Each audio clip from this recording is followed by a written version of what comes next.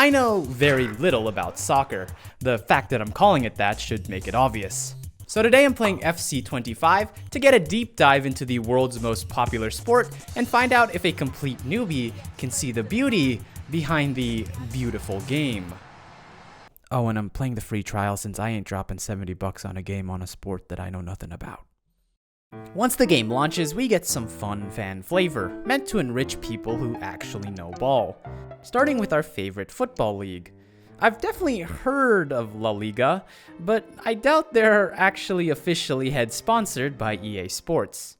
In honesty, I've never heard of these other ones.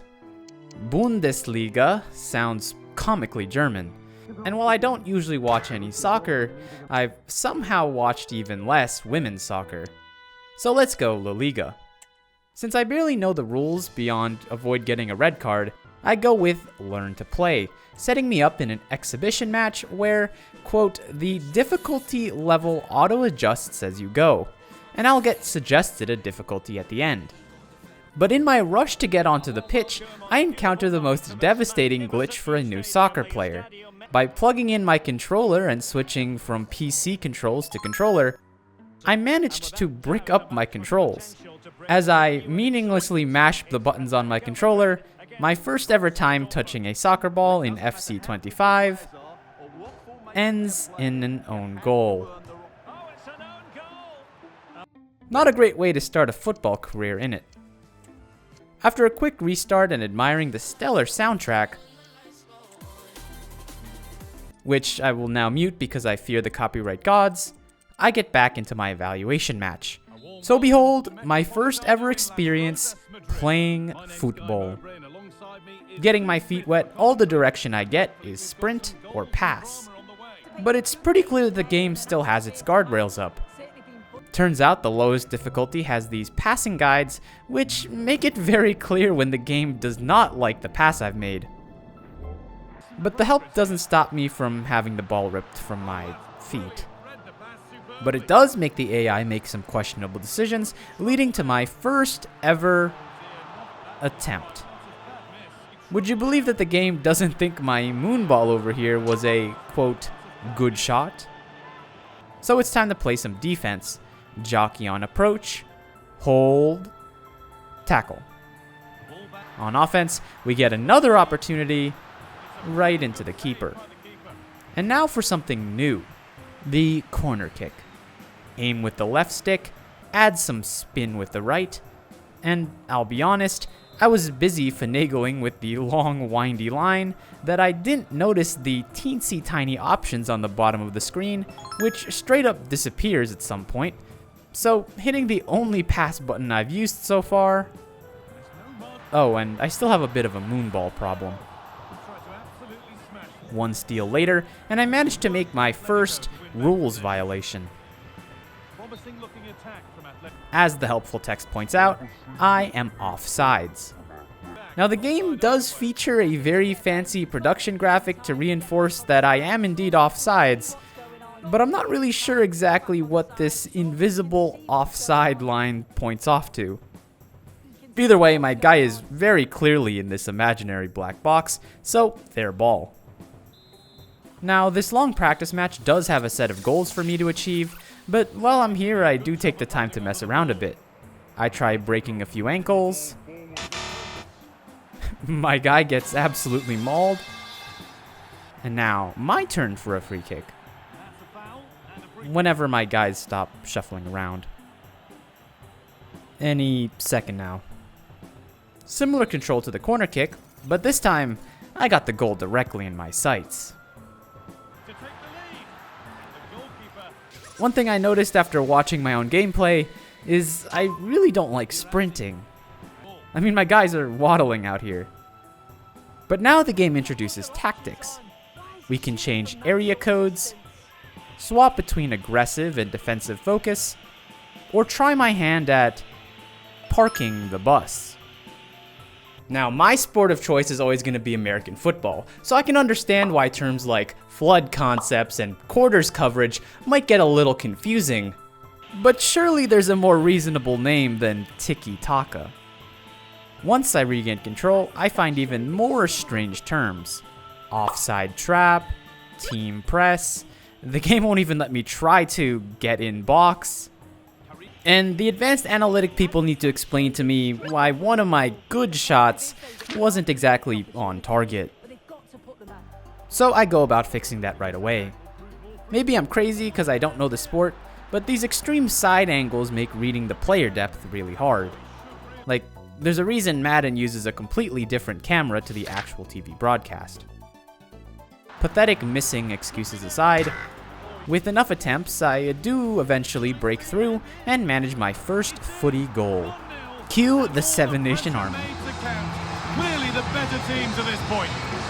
I have to say that while I love the spirit of these first-person views, the fact that my guy is just staring straight ahead instead of watching the ball sail in is really goofy to me. Now it should be said, they give you a lot of time to mess around in this first game. And with a slowly improving base set of fundamentals, I decide to start running up the score. And rather than bore you with the details of every single goal,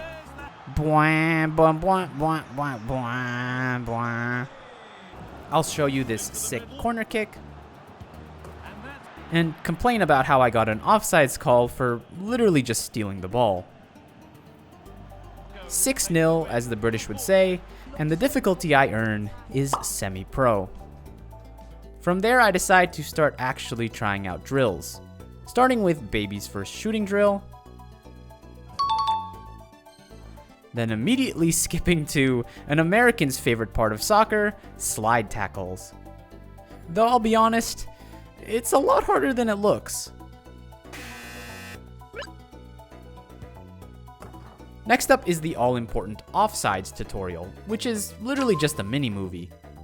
Turns out there is an offsides line that they have to be behind to receive a pass. But then things get a little goofy, not only because the computer player demonstrating the offsides decides to rocket the pass off screen, but then the offside line starts to move, becoming the furthest back defensive player. That is, until the ball is further than the furthest defender, meaning it becomes the offside line. Then, unless I'm completely confused about this, our AI guy straight up commits an offsides by passing the ball forward beyond the ball and furthest defender, only for him to do it again and properly get called. At the very least, I left with a bit more understanding. That is, until I see the next tutorial, blue cards. Now, even the most rural, NASCAR-loving American has probably heard of a red and yellow card before, but I don't think in my years of listening to Europeans glaze the game have I ever heard of a blue card. Basically, they are penalties of serious offense, in this case, mugging dudes from behind. But the offending player only has to go into timeout for a short time before returning to the pitch. Only in writing this script did I realize that blue cards are exclusively for the 5-on-5 rush mode, which would have been really cool to know since it's the only one in this tutorial section that doesn't say rush. We practice some more corner kicks. Then I see the penalty tutorial. The content-brained part of me says to skip it for the dramatic flair if I somehow find myself in a shootout. This is foreshadowing. One thing that the first game did not cover is lob passes. Kick the ball over the defenders with a smooth lob. Somehow, though, I managed to get blocked by the only inanimate object on the field. Twice. The last tutorial I did was for lobbed through passes, but to be honest, this one kinda ate my lunch. You're supposed to lob it between two defenders, but even the lightest tap of the buttons seemed to launch the ball right into the keeper. Don't tell anyone I quit out on it! Before I got back into an actual match, I found the practice arena mode, which lets you place players around to create unique practice scenarios. Naturally, I created the perfect slide tackling gauntlet. But anyone familiar with EA Sports games knows where the real gameplay lies. Ultimate Team. This is the build your own lineup game mode, which lets you buy packs for a chance to receive your favorite players, as if the $70 price tag wasn't enough. Since this is the make your own squad mode, again, there's a lot of flavor selections. Considering they left out the great US of A, I go with England, earning me an English running back, aptly named White. I take a moment to sit down and try to pronounce the ethnic names of my new squad. Rolled soy? Malish? I get the opportunity to swap out my worst player with one of my choice, obviously choosing the one American I see, and given that she's a woman, probably one of our only good ones. From there, we get a lot of options of play. We could try the 5-on-5 rush mode, but I'm not very interested in getting a bunch of soccer fanatics wondering why my shots look like this. So instead, I find the squad battles mode, which lets us battle against other players' squads, but against AI-controlled opponents. In doing so, I find the perfect opponent. A 63 overall squad, rocking a 5 in team chemistry. With a squad nearly 20 overall points higher, surely I'll be fine in my suggested semi-pro difficulty. By the way, if I can hang up here and I'm completely new to the sport, what does the game even look like down there? And we're off, one whole training arc later. And I'm not gonna lie, I'm kinda getting cooked. But after all those sessions, I am well equipped to handle the challenges of the pitch. At the very least, I didn't get a blue card. I'm not gonna lie, this match is more or less a cartoonish representation of what the average American thinks of soccer. Minutes upon minutes of no scoring action. Only difference is, it's not because of sensational goalkeeper play or something like that, it's cause I'm actually just complete dog water. Now, either my player here is really dumb, or more probably I am, but what's the point of running behind the defenders if I can't even pass to you? Soon enough, the 90th minute passes and we are still scoreless, prompting the 30-minute time extension. Unfortunately, none of the fancy passes and tackles actually helped me with the whole scoring points thing. Seemingly having met my perfect match in the semi-pro difficulty, the match runs to time. Remember what I said about skipping the penalties tutorial? On this screen, I get to choose my 5 strongest soldiers to shoot, which reminds me that even though I have a huge skill handicap, there's no way I'll lose to 60 overall shooters, right? Left stick to aim shot, and you'll have to time it so the circle is at its smallest. Unfortunately, with absolutely no guiding line, I'm left to guess exactly how much aiming I'm doing. Oh, and there's no power gauge. But just as quickly as I can register my failure, I'm thrust into the keeper's box with the only instruction being dive. Luckily, I'm not the only one struggling. My second shot is forfeited as I continue to test, this time being what I now know as max power. Still, no scores. We're getting closer and closer, this time on target. But then, my opponent draws first blood. With my testing out of the way, I have triangulated the perfect kick, and score the first of my own. Problem is, since I went first, I'm gonna have to block one of these to win it all. Tie it up 2 for 2, and now for the climax. Ironic, the only one I read right and I still lose. Since I couldn't even beat the terrible bottom of the barrel team, I decide that the obvious next step is to play the team made up entirely of all-stars. Still on semi-pro. Now, seeing the caliber of player, I expected to see a Messi, a Ronaldo, but to really cement my inexperience, I don't know a single name on this roster. But now perhaps the strangest sequence of soccer you'll ever see. I try to pull off one of my new passes, but lose the ball in the process. No big deal. The coach in me is screaming to get the call for my player on the ground. Luckily, not even a few seconds later, said player breaks right through the defense and nearly scores, get the rebound, and not so nearly scores.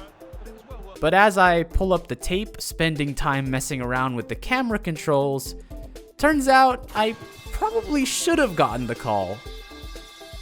I mean, I'm just glad her spine's okay. But the whole encounter proved that I can win. Next shot bounds off the crossbar. I have no idea how neither of my players got the ball. Then, at 23 minutes,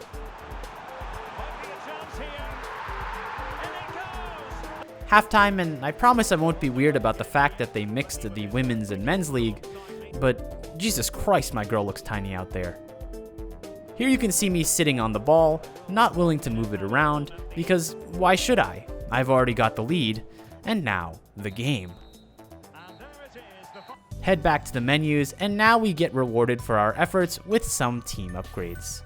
This is of course the first one's free, meant to get you hooked onto buying new players for your squad, but for now I'll gladly take my 83 overall cornerback, Christensen. And hey, I always thought Ultimate Team was a stingy, abusive relationship, but here is EA giving away a free 95, never mind, it's a loan. So, football. Or specifically FC25. Easy to pick up and bounce the ball around, lots of reason to get more involved with learning of the culture of the sport, and yet I still don't know what a tiki-taka is. If you like the video, and consider supporting me directly on Patreon.